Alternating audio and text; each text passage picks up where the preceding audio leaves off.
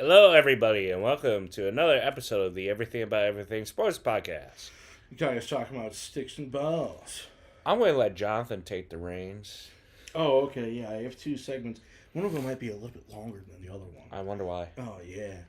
But the Tigers have gotten back to their winning ways. That's good. Last series they had, they played the Red Sox. They split 2-2. Yesterday we lost. I believe it was 8-6 against the Red Sox on Patriot Day. Yikes. Yeah, it was 11 o'clock start, or I think 11:30 start, something like that. But yeah, they had a little bit of a rough go at it yesterday.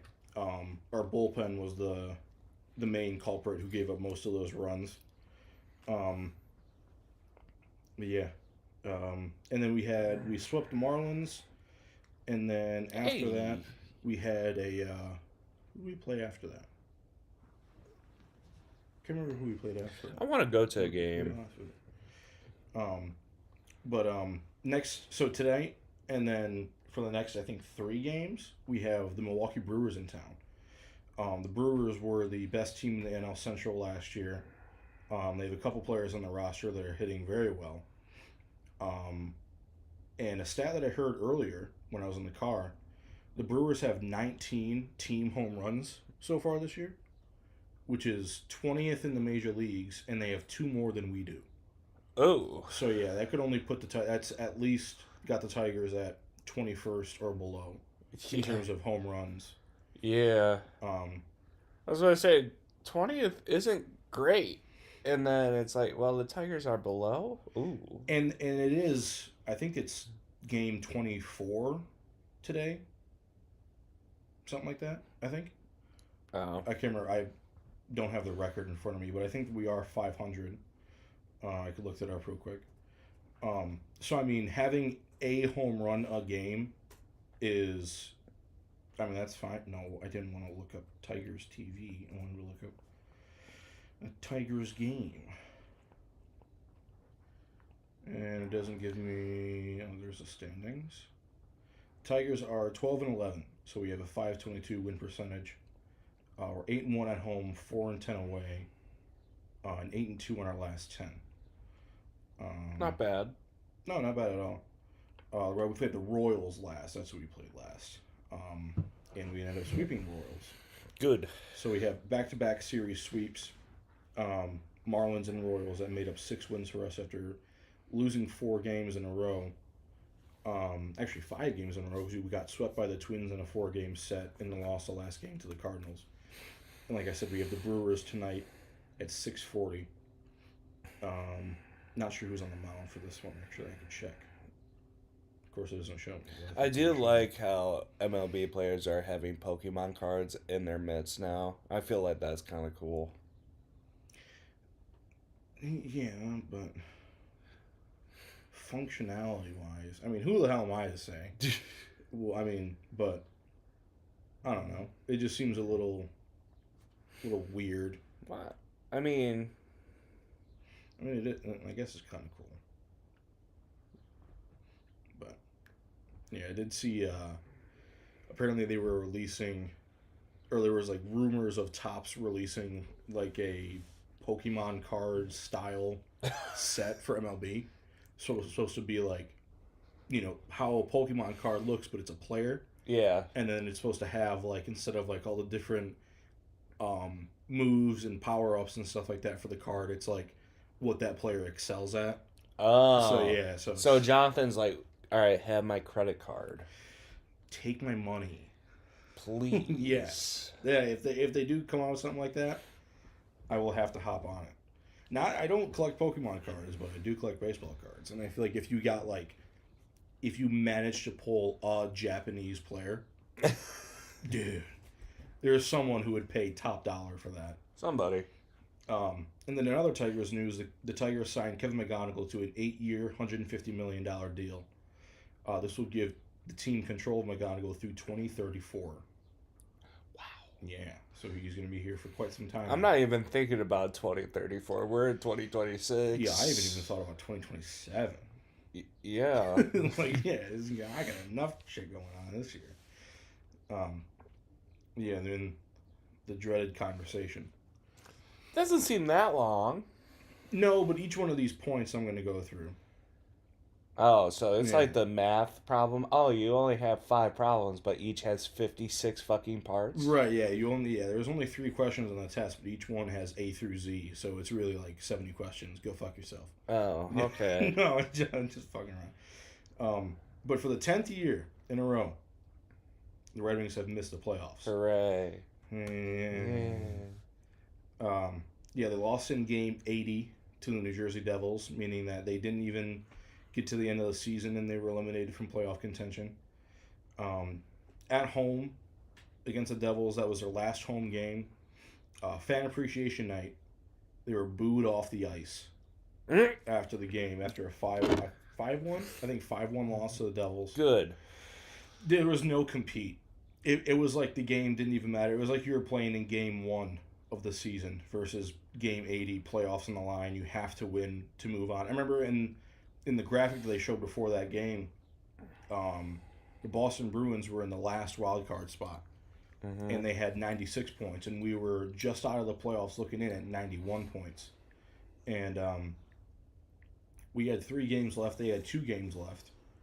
And the way it worked is we had to win all 3 of our games in regulation, and they had to lose both of their last games in order for us to make the playoffs. Yeah. Didn't even get past the first one. Just lost the first game, and it didn't even matter what they did because that right away eliminated us. Yeah. So it was just extremely disappointing. I actually turned the game off like maybe 5 minutes left in the third period. I couldn't stomach it anymore. I was like, that's enough. But there's a lot of talk going around about the historic season that the Eastern Conference had. There were 5 teams from the Atlantic Division that made the playoffs this year, only 3 from the Metro. And I believe the Bruins got in. They were the last wild card spot, and they got in with 100 points. Usually teams will get in with 90, maybe like a low 90s, but no, the last wild card team got in with 80 points. But it is really weird because even though they're the last wild card team, the Bruins, they're not the worst team in the conference to make the playoffs. That's the Flyers. Yeah. Which I'm going to talk about that when we talk about the Stanley Cup playoffs because the seeding is really weird this year. But yeah, so people are blaming that. It's like, oh, there was a historically good Eastern Conference this year. Yeah, that's you included. You're in the Eastern Conference. Yeah. Shouldn't that? I mean, if the whole conference is historically good, shouldn't you be good along with them? But that obviously didn't work out. Nope. And this is 7 years no playoffs for Steve Yzerman. Going into I think going into his 8th year, or maybe that was his 8th year. I can't remember. Great job, bud. Just fucking fantastic, dude. Need you around for 20 more years, please. Yeah, oh my god. I don't even want to think about next season yet. Honestly, I'm gonna be completely honest with you. But the off season is gonna be starting here because the playoffs are gonna be running until the end of June. So, or like maybe middle of June actually. I think is when they hand out the cup. But yeah, 7 years no playoffs for Yzerman. There are a couple things that I had looked at when I was putting this together. One of them is the signings that Yzerman and the acquisitions that Yzerman has had over his tenure here so far. There's been a few that I really liked. He's drafted some impact players that have been on the roster. Obviously, Seider, Raymond, Edvinsson. I guess you could say Marco Kasper and Emmett Finney, but those guys haven't really provided the punch that you want on that, what made up that top line with Larkin for most of the year. And then 2 goalies who are supposed to be really highly touted prospects that we haven't seen yet. Yeah. So we don't really know what they're going to look like in the NHL as of yet. But in the AHL, they're tearing it up. But a lot of the other signings, he's traded for DeBrincat. He signed Ben Sherratt, which I like. He signed Patrick Kane, which looked like a good signing. He signed James Van Riemsdyk, which looked like a good signing. He traded for Gibson, which was good. Talbot's been very useful for us. and there's been a couple other ones sprinkled in there. Shane Gostisbehere was a good one. He ended up leaving again though. But a lot of the signings that he had were largely depth pieces. If you look at how they would shape up on a team that has made the playoffs consistently as a conference contender, is a team that can go on a deep run in the playoffs. You sign guys like David Perron, Oscar Sundqvist, Andrew Kopp, Mason Appleton, who's the other dude? Craig Smith, Justin Hall, Travis Hamonic. It's like, what are we doing here? Like, we're not putting together a damn line of extra guys from around the NHL. We're trying to put together a Stanley Cup contending team. But he just hasn't. There's not very many players that he's signed that have made an impact on this team or that have lasted on this team either. So yeah, and like I said, with those goalies, you also don't know what you're going to get with them.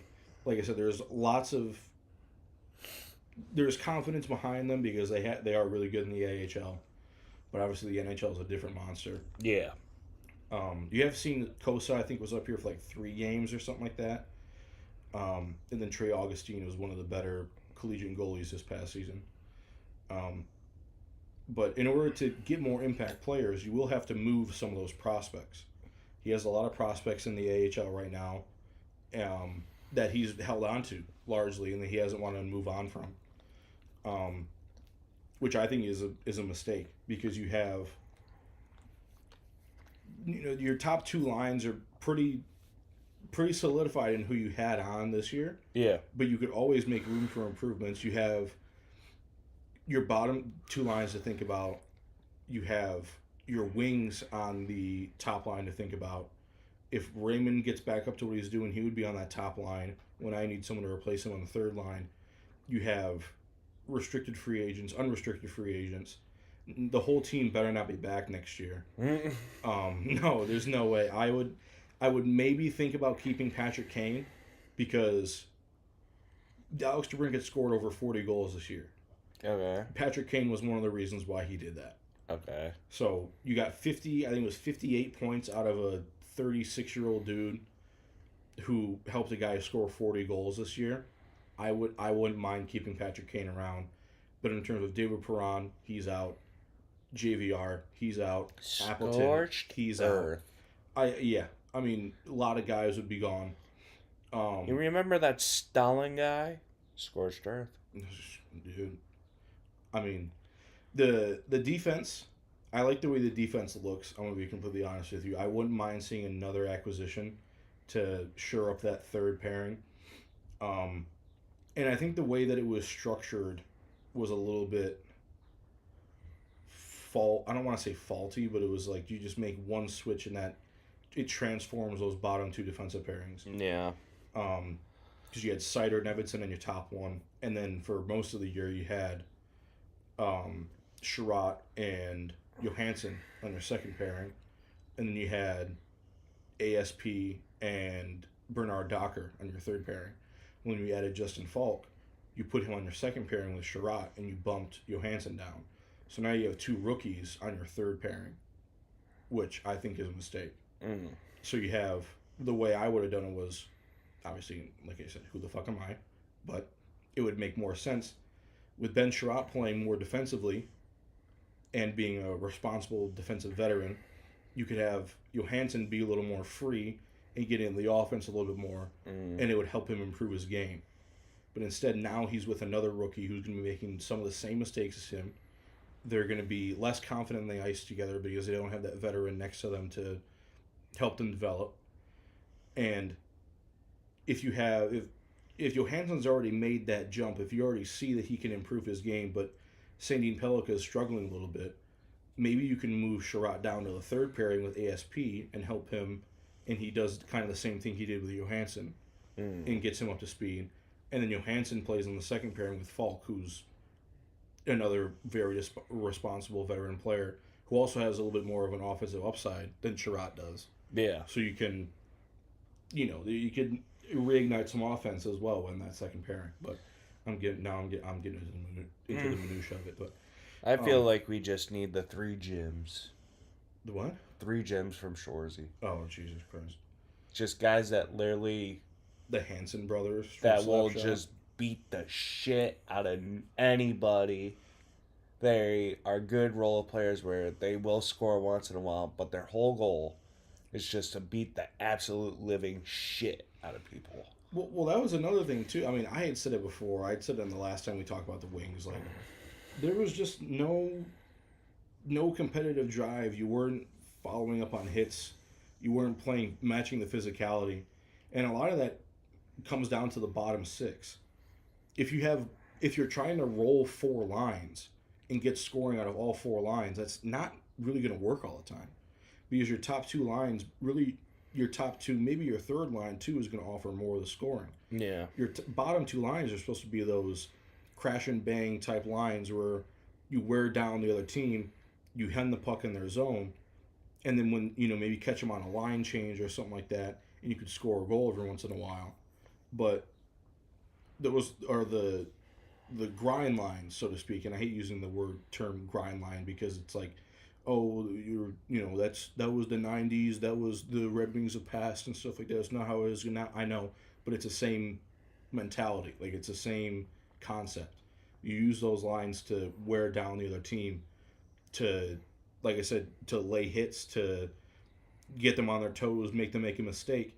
And then once they have that other team softened up, then you send out your top 2 lines and you hopefully get a goal out of it. So we didn't see a whole lot of that. We don't have players like that on those bottom 2 lines either.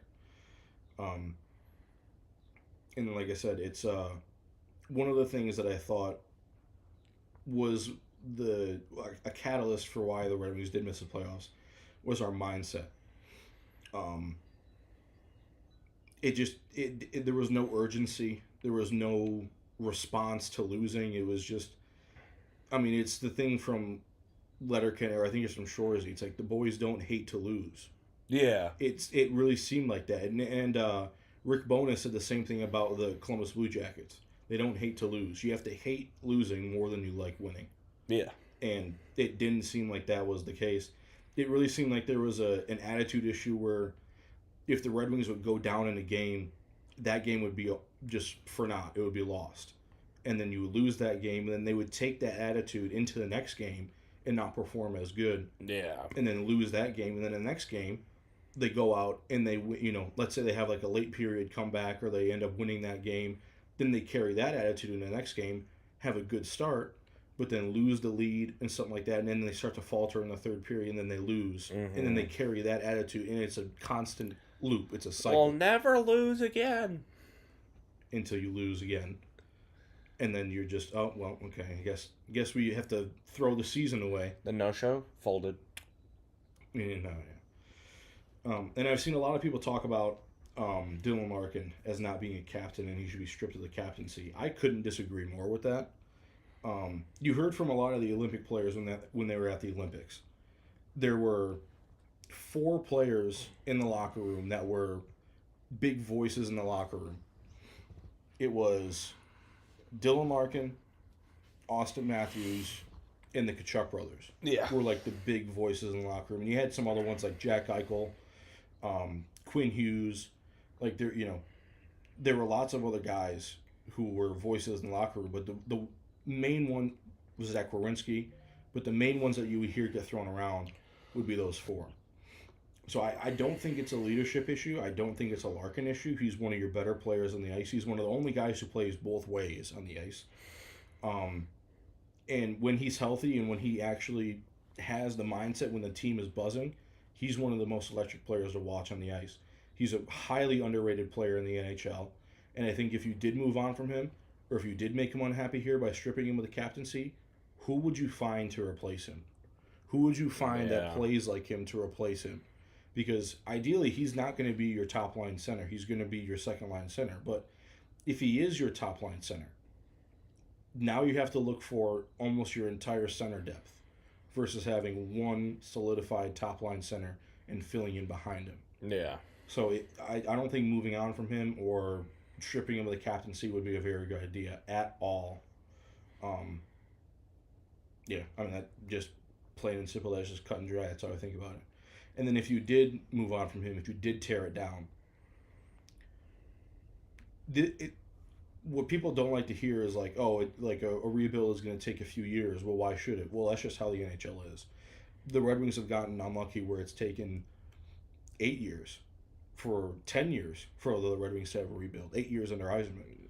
But if you decide to tear it down from here and start over with another rebuild, it's going to take at least another 3 years. And who knows how Yzerman's going to be tearing it down and then rebuilding it back up. Is he going to make it into another Ken Holland situation? If you do move on from Yzerman, how long is that going to take for the next GM to clean up his mess and craft a new team? Is it going to take longer? Is it going to take shorter? If you do decide to build it up, will you be able to get any better than this, or is this your plateau? And you say you spend another 2 years in the playoffs in the first round, and you don't get anywhere, and then you decide to move on from Yzerman, and then you start to slip, you start to take a couple steps back, then you decide to tear it down. Then, well, that's 2-3 years wasted. I think we should get rid of Yzerman. I think we should as well, but like I said, if you do get rid of Yzerman, or if you end up staying this course, who knows which is going to be the faster option back in the playoffs. And another thing too, I was thinking about this in the car when I was driving home the other day. The Red Wings there's like 4 junctures in an NHL team's kind of evolution throughout, like, them getting better. I don't know really how to explain that, but I'll explain it here in a second. When you're rebuilding, you obviously have the rebuilding phase, and you're trying to get up, and you're trying to be a good team and be a playoff contender. That's the first juncture. That's a hard step. You have a couple of years. You have to make that step. You have to draft players. You have to sign players. You have to just get better as a team. Then you have the juncture where you start to make the playoffs. This is where the Red Wings are right now, where they're fighting to get into the playoffs. You're not quite making it, or you're just missing out on the playoffs, or you're trying to get over that hump and trying to get into a wild card spot and you just can't. Then there's the juncture where you're in the playoffs, and teams like this, you have like the Toronto Maple Leafs is a classic example, where you make the playoffs and you don't go anywhere. Yeah. And then you have first round exit, basically. First round exit, second round exits even, and then you have another juncture after that, which is the higher echelon of teams, where you do get into playoffs consistently every year. You do make it far into the playoffs every year, but you can't get over that hump, which could be the second round, the conference final, or the Stanley Cup final, and end up winning. The Red Wings right now are at stage 2 of that. Yeah. So it's not going to get any easier. Yeah. So that's another thing to factor into it as well. But I don't know. I don't even have any acquisitions that I think we could go for because the season isn't over yet. We'll revisit it later on in the off season, but I think that's enough for me for a while for the Red Wings. I'm not as energetic as I was the last couple times because it's just why waste the energy on it? It's just fucking. It's over. There's nothing you can do now to fix it. It's not like they can let in another team in the playoffs. Yeah, it's over. We suck. Yeah. Fucking thing sucks. Fucking.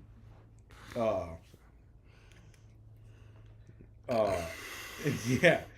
And then, oh boy. Pistons. Yeah, the Pistons. It's been a while since we, yeah. Are like, the Pistons are like the number 1 seed. Yeah, oh yeah. Yeah, the Pistons are the number 1 seed. We're playing the Orlando Magic right now. We did lose game 1, though, by 11 points. Okay. So, game 2 is tomorrow night. At home again. And, I mean, you hope to God that they can even it up and make it 1 game apiece. There was like the NBA bracket challenge that they did before the playoffs started, and I did pick the Pistons to win. Obviously. I picked them to win in 6 games. So that would be somewhat on course for what they are now. But going down 0-1 early like that, it's not a very good sign. They didn't get creamed, but it wasn't necessarily close. It wasn't a good game by them at all. I didn't like the way that the Pistons played on defense. giving up like shots that I don't really know how to explain it. It's just like shots that you wouldn't want them to take, or that you would think that they would be harder contested. They were able to take. Yeah. Um, It's just like, dude, really? Not having much secondary scoring beyond Cade Cunningham. I think the next best guy was Asar Thompson, and he had like 9 points. Oh, great. And then it was mostly scattered throughout the whole rest of the roster. I think Cunningham had like 40 points or something like that. Okay. So that's like damn near half of our points right there. Jalen Duran was largely ineffective. Yeah. You had Dennis Jenkins playing like shutdown minutes in the end of the fourth quarter there. Yeah. It was not a very good game for the Pistons. You can hear it in the crowd too. There really wasn't like very many crowd pops. Yeah. The Magic took the lead relatively early and held on to it the entire game. Yeah. Wemby was the first unanimous defensive player of the year. He was, yeah. Asar Thompson got, I think it was 5 second place votes. Okay. Yeah, he had the most. Wemby had the most in the category, but I think it was like the something defensive score or whatever the hell that stat is in the NBA. I can't remember what it's called. But Asar Thompson had the second highest. Yeah, it's really rough when Asar Thompson is a pretty tall guy, I'm assuming. Yeah. I don't know exactly. Do you know? I think he's 6'10". Okay. Yeah. It's hard to go up against a 7'4" fucking alien. No, yeah.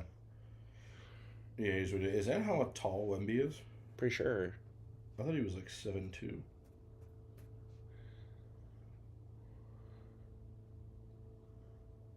Yeah, he is 7'4". Yeah. Shit. How tall is Asar Thompson? I don't know how to spell that. Asur, A-S-U-R.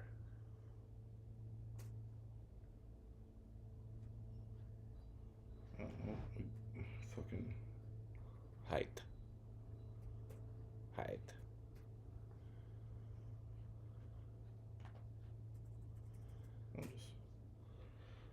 Asar Thompson is 6'7".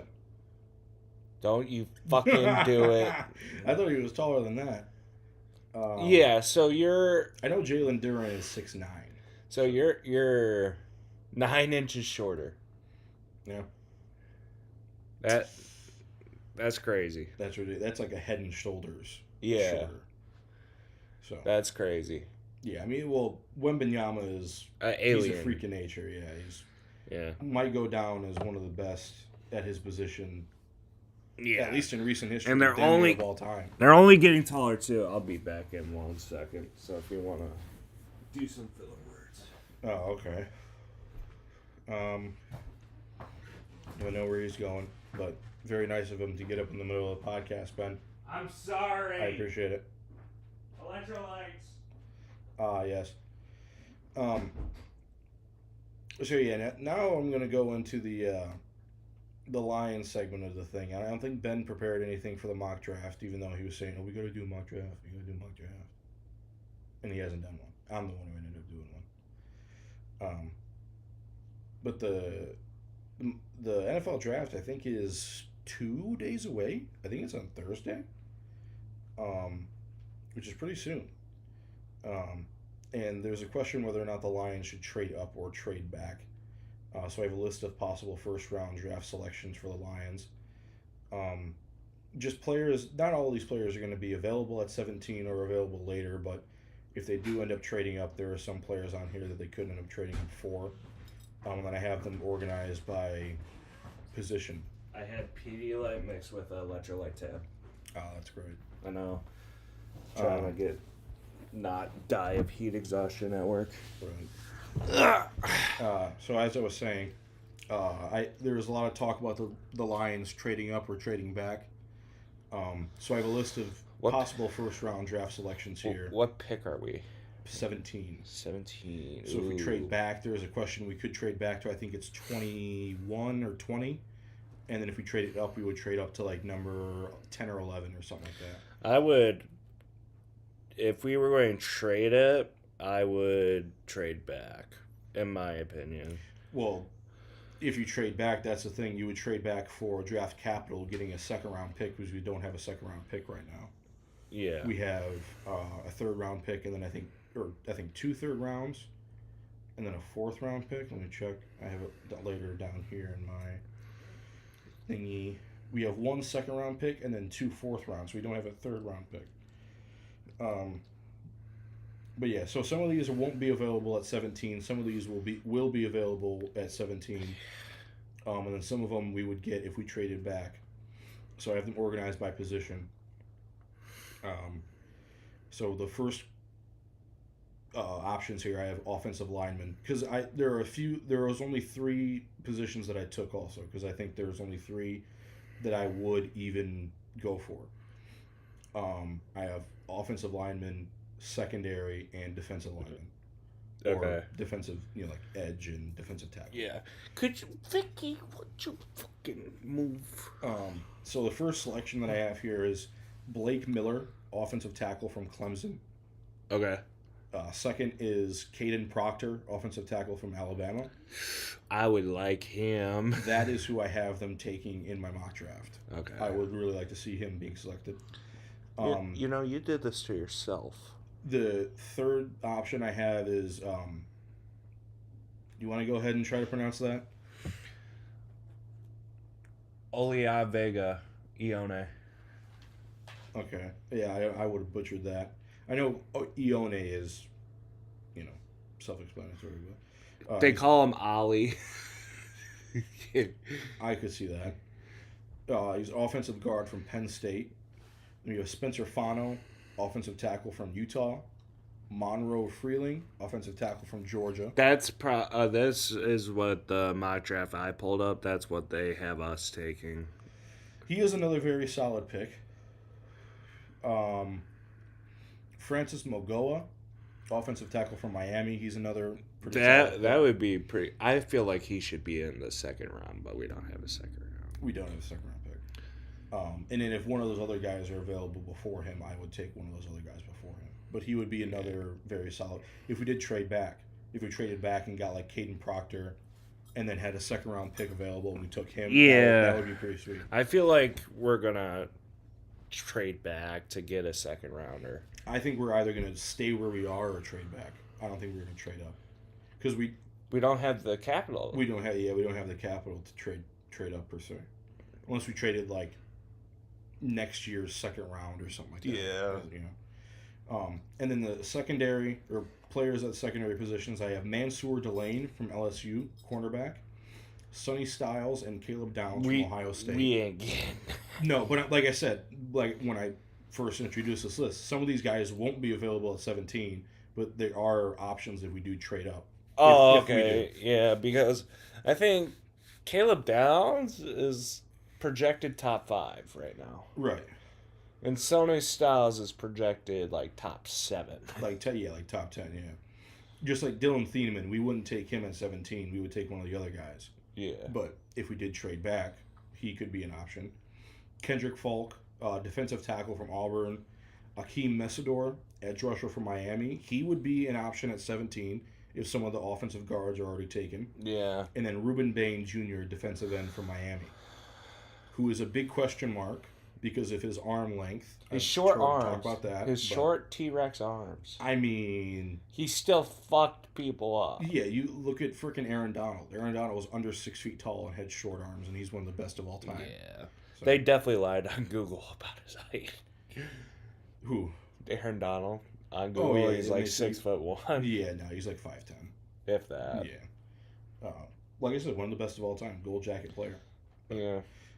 You want to go through the mock draft now? When we get to the playoffs afterwards. Yeah, sure. Okay. So you want?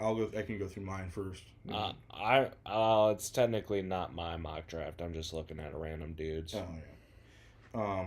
So my mock draft, I did a full first round one, and then I have Lions possible draft picks for all of their picks. This is barring any trades, so this is just as they are in the order, no trades or anything like that. If they obviously they're not going to stay all the same. There's going to be some, but there might not be. So first overall, I have the Raiders taking Jesus Christ, Fernando Mendoza, quarterback from Indiana.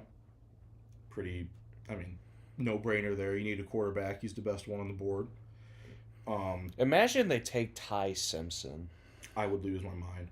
I mean, how do you not take Fernando Mendoza? I think even though there's a question mark of both of those guys coming back to going over to the pros, Mendoza's got the better stats. He's better prepared for the NFL Yeah. than Ty Simpson is. Number two, I have the Jets taking Arvell Reese, outside linebacker from Ohio State. You need, I mean, you need defense. You just need players. Yeah. The Jets can just take anybody. Especially because they just got rid of Sexy Dex. No, not. That's the Giants. Sauce Gardner. Yeah.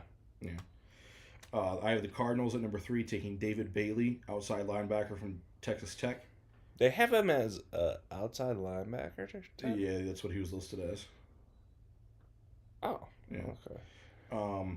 One of those hybrid edge positions, like Yeah, T.J. Watt. yeah. Same thing with the Jets. Cardinals just need players. I mean, Yeah, you really don't. You need anything and everything. So you can't. Well, I can't say you can't mess up, but you need something. yeah. Number four, I have the Titans taking Jeremiah Love, running back from Notre Dame. I feel like that would be a good pick. You just need a weapon, either another wide receiver for Ward to throw to or a running back. That's really your hole right now. Yeah. Maybe someone to protect him, so an offensive lineman wouldn't be a bad choice, but he's the best running back in the draft. Yeah. So, the Giants, I have taking Caleb Downs at Ohio State. Need secondary help. They need secondary help, and they did just get rid of Dexter Lawrence. Yeah. I don't even know what it was for. It was for the first round pick and something else, maybe? I can't remember. I don't know. Number six, I have the Cleveland Browns taking Francis Mogoa. Oh, shit. It's this week. Yeah, it's on Thursday. Yeah. They already, ESPN already has the countdown. It was at like 73 hours yesterday. It's in Pittsburgh? Yes. Yeah. It's in Pittsburgh. But yeah, I have Cleveland Browns taking Mogoa, offensive tackle from Miami. I mean, another team that kind of just needs everything. Mm-hmm. You would need defensive line help. You would need offensive line help. Secondary. Just pick somebody. The Commanders, I have taking Ruben Bain from Miami, edge rusher. Need help on the defense. Your offense looks pretty good. But the thing with last year is you couldn't really score a whole lot of points. You weren't scoring as well as you were the other year, and your defense wasn't looking very good. I'll read this mock draft because I feel like this one's interesting after you're done with yours. Yeah. And they have the Saints taking Micaiah Lemon, wide receiver from USC. You would need a wide receiver from there. You have a pretty solid defense in Orlando, in New Orleans. No one really throwing to them though. Derek Carr, I think, is already gone from there. No, it'd be Shuck. No, that's what I'm saying. Like you have Shuck, so you have a rookie quarterback. You have to throw to somebody. Besides Chris Olave. Well, yeah.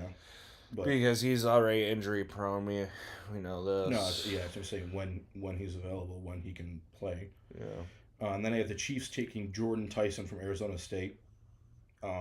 That's really their only hole, the Chiefs. They do need defensive help, but your offensive weapons, who knows what Kelsey's going to be next year. You got rid of Pacheco. Yeah, it's going to be interesting to see how they do this year, especially with Pat coming off an injury. Right. That might just be the absolute downfall. It might. You never know, but drafting a wide receiver will help, especially if they have a skilled one. Patrick Mahomes will have a target to throw to. Yeah, because Worthy is not shit. No. And you have Rashee Rice. You can run fast, so what? Yeah. Then I have the Bengals taking Mansour Delane, cornerback from LSU. They just need defense. Yeah, you need defensive help. You need something on there. So their offense, I think, is fine. You have Burrow, Chase. What's the other guy's name? Higgins? Yeah, T. Higgins. So I think their offense is fine. Their offensive line, I think, will be fine. But losing Hendrickson in the defense and not really having much of a defense to speak of last year, you need some help there. Yeah. And then 11, I have the Dolphins taking Monroe Freeling from Georgia. Okay. Another team that just needs anything and everything. You got rid of both sides of the ball, basically, Waddle and Chubb. Yeah. We don't know what Malik Willis is going to be, but, I mean, I think Malik Willis could be better than Tua, so. I mean, and you're also bringing him into a team that you don't have anyone to throw to, and you got rid of Tua. So, and if you don't want him to end up like Tua was, you would draft an offensive lineman, which is why I have them taking him. Cowboys, I have them taking Akeem Mesidor, an edge from Miami. You got rid of Micah Parsons last year. Your defense kind of suffered from it. So that would your offense is pretty much fine. Your offense is fine, yeah, as long as everybody's Pickens healthy. might be upset because he got tagged, but other than that, you're fine. I mean, it is. They need someone to run the ball. Yeah. That's really about it on the offense. But you have Dak. Dak's still a pretty good quarterback. Yeah. You have a fine offensive line. So. And you can always get running back later rounds. Right, or sign somebody. Yeah. The Rams, I have them taking Carnell Tate from wide receiver from Ohio State. Yeah, I agree with that because Puka has been fucking up a lot lately. So. And he can't do it all himself. Yeah. You do need some. He did get some help last year in the playoffs, but having another sure target to throw to would be good. I was thinking about this. I was like, Carnell Tate might go earlier. Yeah. He might go to like the Chiefs. I'm pretty sure, and this one that I'm about to read is from, I'll read his name because I forget it, because it's not mine, but I slightly agree with it so far. Mel Kiper. No. It's like Justin Reed. Oh. And then the Ravens, I have them taking Owane from Penn State. Okay. Just Jackson wasn't himself last year, so having offensive line help would be good. You still have Henry. I wonder if this year, if they don't actually make it into the playoffs / far, if Lamar will leave because Lamar hasn't been happy. One of the two, they'll move on from him or he'll leave. Yeah. I think if they don't do anything this year, he's gone, one way or the other. I have the Bucks at 15 taking Kenyon Sadiq, a tight end from Oregon. Okay. I mean, you lost Mike Evans, but you do have some wide receivers there still. You do have a good defense. Yeah, Godwin and you still have Baker Mayfield. You have a solid offensive line there. Having a tight end to run block, and catch the ball, would be a solid idea there. The New York Jets have a second first-round pick. I have them taking Omar Cooper Jr. from Indiana, one of the better Indiana wide receivers this past season. Again, we had talked. You just need anything and everything. Yeah. And then the Lions at 17. Starting with a new head coach. Right, yeah. Aaron Glenn, sorry. Yeah, well, maybe. The Lions, I have them taking Caden Proctor, offensive tackle. That would be so sick. I would really like it. The Vikings, I have them taking Dylan Thieneman, safety from Oregon. You have weapons on the offensive side. You have two new quarterbacks to mess around with. Your defense you lost a couple of guys on defense, so adding to that wouldn't be a bad idea.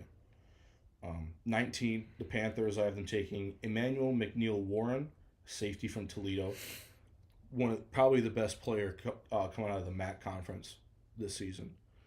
And the Panthers need is to he add to that similar defense. to Quinyon Mitchell in a way, or? Yeah, actually, yeah, probably. I'd say he's more like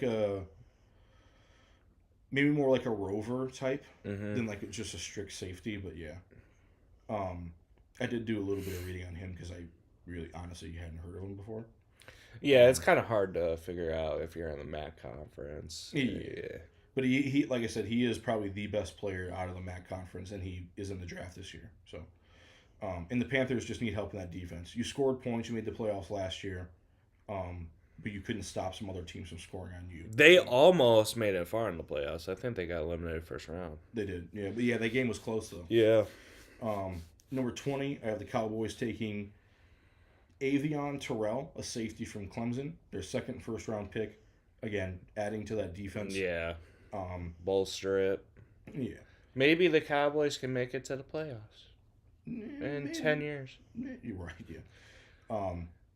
21 of the Steelers taking Caleb Lomu, offensive tackle from Utah. Rodgers isn't getting any younger. I'm surprised he hasn't left. Why would you leave? I guess. If you have a job there and you're still willing to play, why would you? I guess. And they're willing to keep you. I guess. But you do have more wide receivers there now. Your defense is fine. He's really going for the Brady. I mean, longevity, at least. Right, yeah, longevity. Right. There's no way he can't replicate the stats, but he is not catching them now. Yeah. The Chargers have them taking Caden McDonald from Ohio State. I did think about having them take Blake Miller because they did have offensive line issues last year. What position is that? Defensive tackle from Ohio State. But they did lose a couple of guys in the defensive line last year, so having them fill in those spots would be smart. And then they have the Eagles taking Blake Miller, an offensive tackle from Clemson. The Eagles have been one of the best offensive lines in the last couple of years. But not making it as far in the playoffs last year as they usually do. Yeah. So, and now A.J. Brown wanting out. Right. And then Diana Rossini fucking Mike Vrabel. So see ya, Pats. I wonder how she gets all the insider information. It's because Mike Vrabel was insider. Right, yeah. Cleveland Browns, I have taken Jermon McCoy, cornerback from Tennessee. Mm-hmm. Again, you need defensive help. Other than Micah what's his face? Myles Garrett? Yeah, Myles Garrett. He can't do it all himself. They have Shedeur Sanders. They'll be all right. The Chicago Bears, I have them taking Kendrick Falk, an edge from Auburn. Ooh. That would be a good idea there for them. I know it would suck for us, but it would. Yeah, but I mean, it makes the most sense. Yeah. You need help on that defense. I did also have them maybe taking an offensive lineman because they did just lose their center. He retired early. Yeah. At 27. But in terms of where they would take, if they would take Kendrick Falk or if they would kind of take a lesser offensive tackle, maybe a guy who they can get in the second round, I chose them taking Kendrick Falk because he's not going to be on the board past them. Yeah. Especially when you have the Bills taking Zion Young, defensive end from Missouri, at the next pick at 26. You need help on defense. Yeah. Their offense is fine. For the most part, yeah. Yeah, maybe an offensive lineman. You can get that in the later rounds, too. You could also maybe sign somebody. And a receiver. Yeah. Keon Coleman did not work out, so. No, he did not. And then other than him, you have... Darnell Mooney, I think. Yeah, pylon. Darnell Mooney. And then the 49ers have been taking another offensive lineman, Max Ahinakor. You need my help on that one, or no? I think Ahinakor. Yeah. Yeah, sure. From Arizona State. This bitch. And then the Texans, I have them taking Peter Woods, defensive tackle from Clemson. Houston Texans defense is already pretty good, but yeah, I was gonna say they're pretty fucking good. Right, yeah, but I mean, adding to that, their offensive line is also pretty good.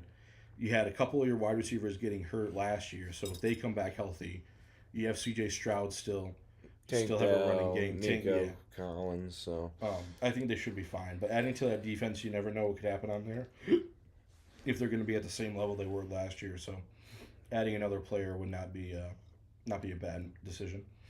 The Chiefs have a second first-round pick also. I have them taking Colton Hood, cornerback from Tennessee. What a name. What a name. The Dolphins, I have them taking Denzel Boston, wide receiver from Washington. You need someone for Willis to throw to. Yeah. The Patriots, I have them taking Chase Bizantis, offensive guard from Texas A&M. And then the Seahawks, I have them taking Cassius Howell, an edge from Texas A&M. You lost quite a few guys in your defense. Yeah. So that wouldn't be a bad idea to take them. Let me read this mock draft because it's interesting. It's from Jordan Reed. Okay. And number 1 overall, Fernando Mendoza. I don't think anybody would be surprised if he goes number 1 at this point. No, I don't think so. It would be very surprising if he If does. he didn't. Yeah. Jets getting Arvel Reese. That's what I have as well. Yep. Arizona Cardinals getting Francis Manigoa. Yep. Well, it's not what I have, but I have him going in the top 10. Tennessee Titans getting David Bailey. Okay. Giants getting Sonny Styles. Browns getting... Did I not put Sonny Styles in the first round? No, you did. He was at Did I? 15 or something, around there. No, I didn't. Oh. I must have skipped over him. Cleveland Browns getting Cardinal Tate. Okay. Yeah. I mean, that's what I said. Like, if he doesn't go earlier, I have the Rams taking him at 13. The Commanders getting Jeremiah Love. Yeah. The Saints getting Mansour Delane. Okay. The Chiefs getting Reuben Bain Jr. Okay. Because I think that's because Chris Jones is getting older, and also he did fuck up multiple times last season, costing them multiple games. That is true. Yeah. Then the Giants from Cincinnati getting Caleb Downs. Okay. The Dolphins getting Spencer Fon. What position? Offensive tackle. Okay. Cowboys getting Dylan Thieneman. I don't know how to pronounce the last name. Dylan Thieneman. Yeah, Thieneman. Cinnamon. Safety out of Oregon. Okay. Rams getting Mekhi Lemon. Okay. So I had them taking a wide receiver, but Yeah. yeah. Ravens getting Ione. Okay. I have that as well. Tampa Bay getting Gerard McCoy. Okay. So he's a secondary? Yeah. Yeah. Jordan Tyson to the Jets. Okay.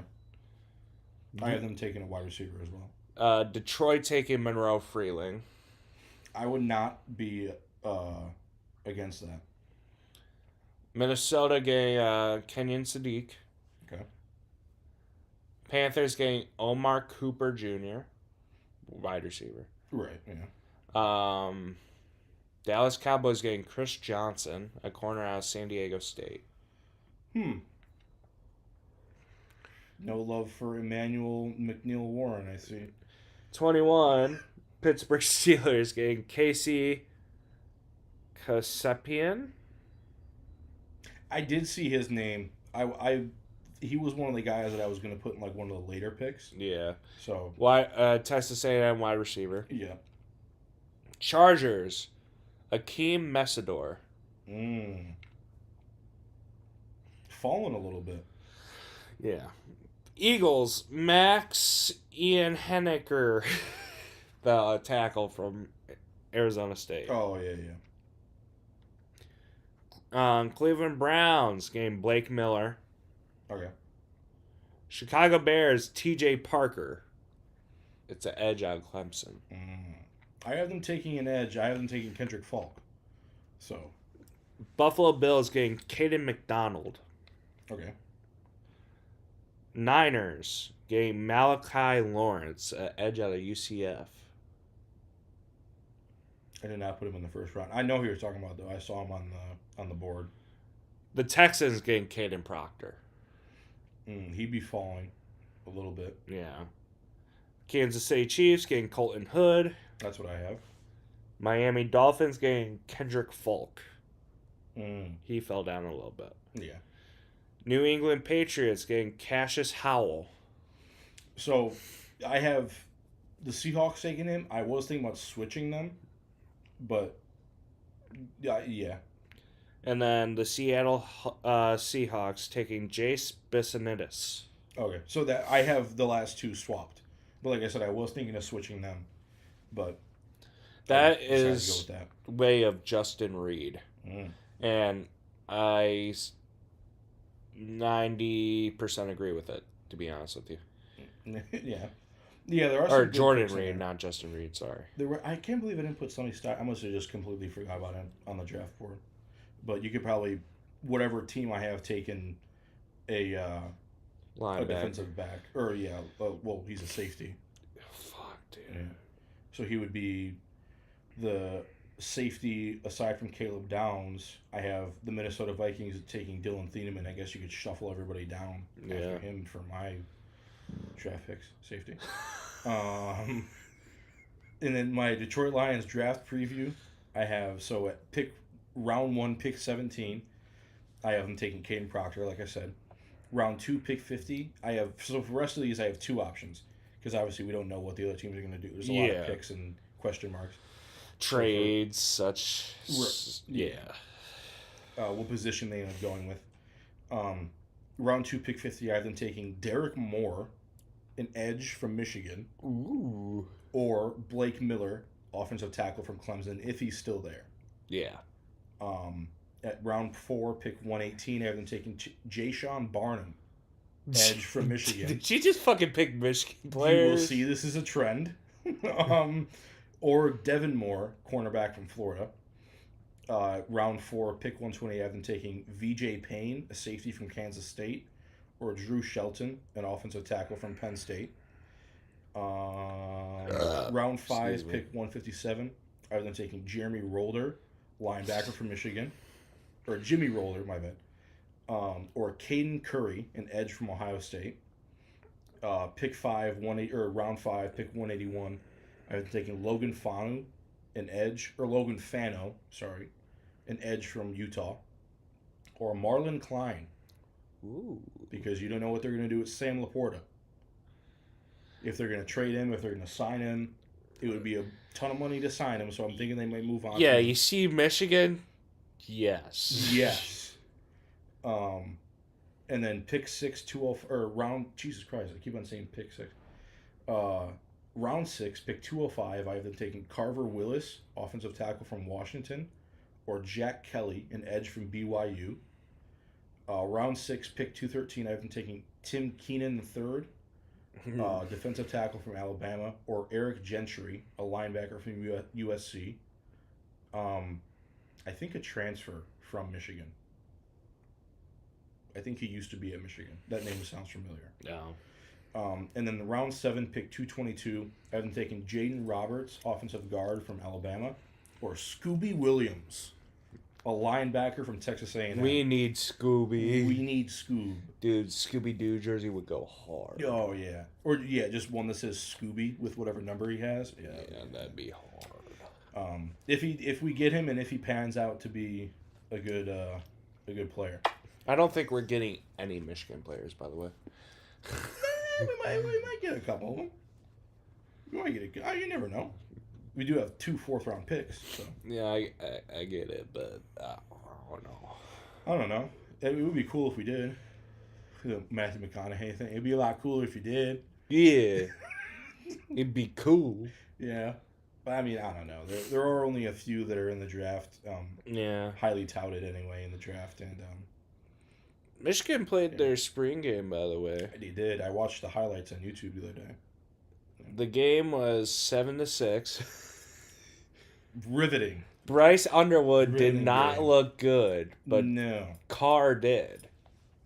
Yeah. So there's 2 ways I look at that. Either Bryce figures it the fuck out very quickly and he actually becomes the player we thought he was going to be because of the competition is way closer than what people expected, or we get Carr. Or Carr gets the ball and Underwood. Yeah, we'll save the $5 million. Right, yeah. Get the fuck out of here. Because I think Carr's a freshman or sophomore now, as he was a freshman last year. Yeah. So they both were. Yeah. So he ended up getting the job. Underwood ended up getting the job, obviously. But if, like you said, if Carr gets the ball, Underwood's gonna be looking for a job. Yeah. So, but there is good old Brian Kelly. Take him. No, yeah. Or Lane Kiffin. Oh yeah, that's right. All right, so then what now is the playoffs. So the NHL playoffs have started. There's game 3 on tonight for the. Let me check. There were. So tonight we have game 2. Game 2 between the Canadians and Lightning, Bruins, Sabres, Mammoth Golden Knights, and Kings and Avalanche are on tonight. And the matchups are Kings, Avalanche, Golden Knights, Mammoth, Oilers and Ducks, Stars and Wild in the East. Or, excuse me, in the West. And then in the East, you have Hurricanes, Senators, Sabres, Bruins, Lightning, Canadians, and Penguins, Flyers. Battle of Pennsylvania there. The seeding is very weird this year. Because, like I touched on earlier, the Bruins are technically the bottom wild card seed. Mm-hmm. And the Flyers are worse than they are, like, points-wise. Yeah. But because of the way the NHL playoffs work, is you have whatever the two division leaders are, the top division leader, so the best team in the conference, plays the lowest wild card seed. Mm-hmm. And then the other division winner plays the top wild card seed. Mm-hmm. And the 2 and 3 seeds in each division play each other. Mm-hmm. Which is really weird because now you have, and since there are 5 teams out of the Atlantic that are making the playoffs and only 3 from the Metro, because both wild cards belong to the Atlantic, you have a 1 versus 6 matchup in the Hurricanes versus the Senators. In the Sabres versus the Bruins. You have I think 4 or 5 in the Lightning versus the Canadians, which kind of makes sense. But then you have a 7-8 matchup in the Penguins versus the Flyers, which don't make no sense. Yeah, it's really weird. And then Stars and Wild. I think the Stars versus Wild would be a 2, like if you organized every team in the Western Conference 1 through 8, that would be a 2-3 matchup straight up. And it's a 2-3 matchup in the Central Division. Mm-hmm. So that doesn't make any, because both of those teams could go to the conference final and have a chance to go to the Stanley Cup final, but one of them is going to be eliminated in the first round. Yeah. Which kind of sucks. And then the way it's organized too is you also have the Golden Knights versus the Oilers potentially meeting in the second round, which they have the past, like, seems like freaking 3-4 years. And then, yeah, just the seeding is really weird. So I think that what they should do is they should go just 1 through 8 in the cup. Like, have the teams make the playoffs like they normally do. Have the 2 wild cards and have potentially a 3 and a 5 going from each division. But then just seed them 1 through 8. So then the 8th seed plays the top seed and go, back and forth like that, like they used to have it. But it's really weird. And then my Stanley Cup picks. From the West, I have either the Avalanche, Oilers, Stars, or Wild making it. And in the East, I have the Hurricanes, Sabres, Canadians, or Lightning making it. It's really tough I can't really decide on like just 2 teams, like 1 from each conference, because it's like, it's going to be a good playoff this year. I don't know what else to say. Yeah. And in the NBA playoffs, you have in the West, the Thunder versus the Suns, the Lakers versus the Rockets, the Nuggets versus the Timberwolves, and the Spurs versus the Trailblazers. In the East, you have the Pistons versus the Magic, the Cavs versus the Raptors, the Knicks versus the Hawks, and the Celtics versus the 76ers. And then in those 2 brackets, I have the Spurs going to the finals, and then the Pistons going to the finals. I wrote this out before we lost Game 1 to the Magic. So I still think we're gonna. I think we'll be fine. I think it just depends on who we face in the second round. It's just like, give them 1, make them feel good. Yeah. Well, I mean, yeah, because the way it goes right now is my predictions. I have the Cavs beating the Raptors in the first round, so the Pistons will play the Cavaliers in the second round. I have them winning in 7, and then the conference final would be the Pistons versus the Celtics, and I have the Pistons winning in 7. So that's really where the question mark is. In a game of 7, I do think, in a series of 7, I do think we're very, very difficult to beat. Oh yeah. You might get 1 or 2, but we'll be tough out. Gotta get through the Magic first though. Yeah. One step at a time, 1 game at a time. And then in the Western Conference, I have the like I said, the Spurs versus Thunder conference final. So I have the Spurs beating the Blazers, then the Nuggets, and then the Thunder beating the Suns, then the Lakers. And then for hockey, I have the Avs beating the Kings, Golden Knights beating the Mammoth, Oilers over the Ducks, and Stars over the Wild. Then I have the Avs beating Dallas, the Oilers beating Vegas, and then Oilers versus Avalanche. I have it. It says coin flip, honestly, but I think it's going 7 games. Might take the Avs in that one. And then the East, I have the Hurricanes beating the Senators, Sabres beating the Bruins, Habs beating the Lightning, and then Flyers beating the Penguins. Then I have the Canes over Philly, Sabres over the Habs, and then Carolina over the Sabres in the conference final for a Carolina versus Avalanche Stanley Cup final. Ooh. Yes. Then that one, I have a question mark because that's anything can happen in the finals. Yeah. That's why I didn't have a prediction for the Thunder or the Spurs or the Pistons in the finals because I don't want to say the Pistons will win and then we end up losing. So, but my discussion question for you, Benjamin. Yes. Which of the big 4 sports playoff formats do you think is the best? So, the World Series, actually. Really? Yeah. So the way I have it ranked is I have NFL, MLB, NHL, NBA. I actually like the NFL as the best. Because it's the wild card, then... The wild card and only 1 first-round bye. Mm. Whereas the MLB has 2 first-round byes and then a best-of-3 wild card. I think they should make it just 1 first-round bye and then right away a 5-game series. Maybe you have 2 5-game series and then 2 7-game series. But the 3, then the 5, then 2 7, just, I don't know, it just seems really weird. It's entertaining, though. It is entertaining, but I feel like you play 162 games. Yeah. And then it comes down to 3, and you can be out right away. Yeah. I think you should play more games than that. Yeah. I do like how the MLB is more exclusive though. There are 30 teams in the MLB and only 6 make the playoffs out of each league. Yeah. So I do like that. And then the NHLs I have number 3 because the NHLs I feel like the way that they make the playoffs is good, but the seeding is really weird right now, so that's why they're 3rd. And the NBA's is just all fucked up. The play-in I don't like the play-in at all.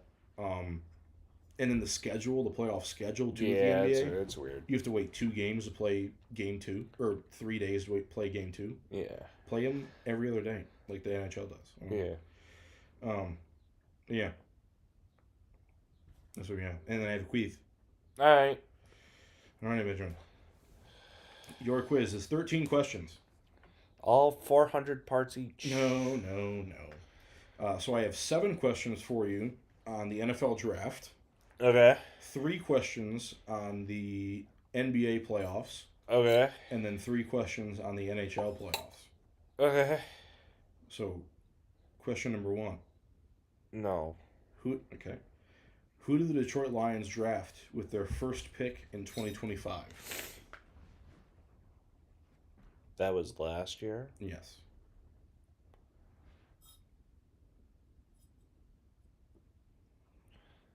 Why does it feel so far? 2025. Well, didn't we have the draft last year? We did not. So... That was the year prior.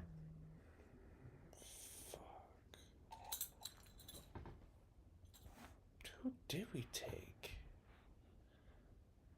That's bad that I don't know this. Yeah, kind of, since it was just last year. You know how much it was? It was 28th overall. I'll give you that. 28th overall. Might have went to sleep. Fair, yeah. We did have a late draft pick. Oh, Lyman? No. It wasn't Terrion, was it? No. I think he was... It was the year the draft was at Detroit, we drafted Terrion. Yeah. Fuck. Defensive player? Mm-hmm. D. Lyman? Yeah.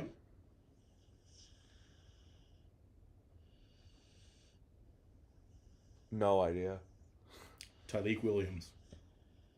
Oh! Defensive tackle from Ohio State. Yeah. I would have got his name, actually. Yeah, I forgot. I totally forgot his No. name. When I was making this, I was like, I went through the same thing. I was like, who the fuck did we draft? I was like, Campbell's already been here like 2 or 3 years. I was like, it wasn't Ratledge. I was like, Tyrion. Yeah. Could you stop breathing so heavy? Number 2. Who was the first overall pick in the 2024 NFL Draft in Detroit?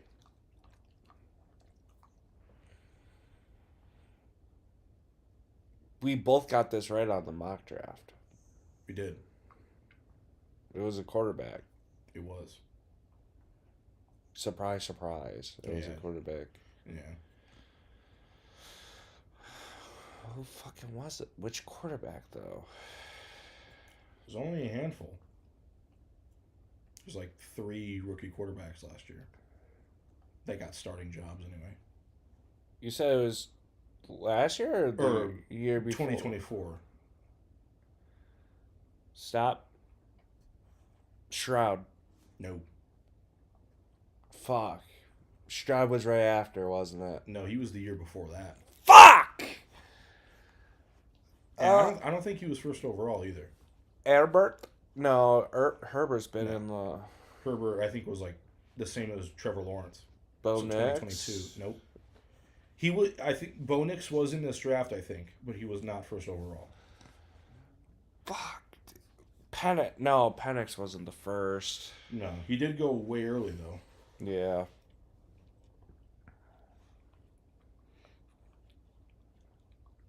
And they're starting? Yeah.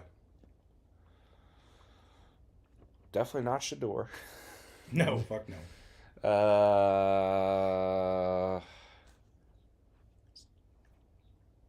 Would you knock it off? Knock it off. Fuck, dude. Trying to think. Purdy was last fucking pick. No, yeah. And like 2020, I think. Yeah. Caleb Williams? It was. Quarterback USC. Bro, Chicago it's Bears. felt so long since he's actually been in the league. He's only been in here 2 years though. Yeah, that's fucking crazy. Number 3. Mr. Irrelevant will be pick number what in this year's NFL draft? Isn't it always like 256? No, it varies year to year because of compensatory picks and shit like that. Oh. So, what is the last possible pick this year? What number? 223. No, Close? you were very close with your first guess. Oh. So 245. No. 250. No. 2. No. It's in the 250s? Yes. 257. There you go. To the Denver Broncos. They get Mr. Irrelevant. Congratulations. As of right now. Number 4. Who is the top ranked prospect overall in this year's NFL draft? Sonny Styles. That is incorrect. It is not. Mendoza? No. Love? Nope. If you look at ESPN's... I'm going off of ESPN's draft board. If you look at ESPN's draft board, this player is ranked number 1 overall in the best available on the draft board. It's not Sonny Styles. None of the guys you just said. Caleb Downs? No. Is it from Ohio State? Yes. Jeremiah Smith isn't eligible yet. No. So, Arvell Reese? Yes. Okay. Arvell Reese, linebacker from Ohio State. I thought, okay. Number 5. In the first round, how long does each team get in the draft to make their selection? 7 minutes. That is incorrect. What? 10 minutes. No. It's always fucking long for no reason. Is it single or double? Single digit. 9 minutes. No. 8. Yes. You get 7 minutes in round 2, and then rounds 3 through 6 you get 5 minutes, and then round 7 you get 4 minutes. Yeah. I knew it was single digit. God damn it. That was close. Number 6. Vicky. Who is the top ranked Michigan draft prospect in the 2026 NFL draft? Derek Moore. Yes, that is correct. Ranked 60th overall. Yeah, we didn't really have a too amazing team this year. So. No. And then when was the first NFL draft held? What year? Josh? Starts with a 19. You would be correct. 80. 60. Fuck no. Way off. Oh, it's like 20s or something? Close. 28. No. 30. 30 what? 3. No. 30. Just 36. There you go. Oh, okay. February 8th, 1936 in Philadelphia. All right, now we move on to the NBA playoff questions. Yay! What year was the first NBA championship won? I'm going back to the guy that hit that TikTok that goes, if I name every NBA championship, we all pass the final. Oh, wait, we don't have to take and we all passed the final. Yeah. 19, 20, 15, 30, 42. No. After the war, 47. There you go. Actually? Yeah. April 22nd, 1947, the Philadelphia Warriors beat the Chicago Stags. Yeah. Yeah. Number 9. When was the last year the Pistons made the NBA Finals? Finals? Yes. When did they win? Back in like they won in 89, 90, and 04. 04. Incorrect. 05. Yes. We lost to San Antonio in 7 games. I knew it was around that. Number 10. What team has the most NBA titles? Celtics. There you go. How many? 15. No. Higher. Really? Oh, yeah. 30. No. Fuck no. 20. No. You said way higher. Well, higher than 15. 19. Close. 20. No. 1. No. 18. There you go. That's not way higher No, than but 15. I mean, in grand scheme of like, there's fucking NHL teams that have 15. Or actually, no, there's not. There's 13 and then 24. So there's like fucking 11. How many Red Wing Stanley Cups there are is a difference between the Canadians and the Maple Leafs. That's the difference. Shut the. But the Celtics only have 18. And then the fucking Yankees have 27. Pay to play. Yeah, that's true. Why Number are your 11. nails so dirty? Why are you so dirty? No, okay. Number 11. What is the total number of games an NHL team can play in the Stanley Cup playoffs? 24 games. No. This is math, Benjamin. I know. I forget how you said it went, though. That's the thing. So it's series of 3. No, 5. No, 7. Series of 7. So 28. That is correct. If all 4 series go 7 games, Yeah. you play 28 games. All right. If an NHL playoff game goes to a 7th overtime period, meaning 180 total minutes of play, so the 3 periods, that's 60, and you have 6 overtimes that have gone by, so that's another 120, so 180 total minutes, equivalent to 3 regulation games. A second puck is dropped Yep. and in play until the game is decided. Yep. Is that true or false? True. That is false. What the second puck does? No, it does not. There's no rule that says that in the NHL rulebook. It was an internet hoax. It happened after the 2020 NHL playoffs when the Tampa Bay Lightning beat the Columbus Blue Jackets in a 5th overtime. People were like, "Oh, if they would have went to 6th overtime, they would have dropped the 6th puck." No, they wouldn't have. I got. Everybody got God. And question number 13. What was the first year the Stanley Cup was won? 19. 18. 18. We touched it, Ben. I didn't. We saw it. I didn't fucking read everything. Well, no. Well, you didn't. Okay. 1865. No, fuck no.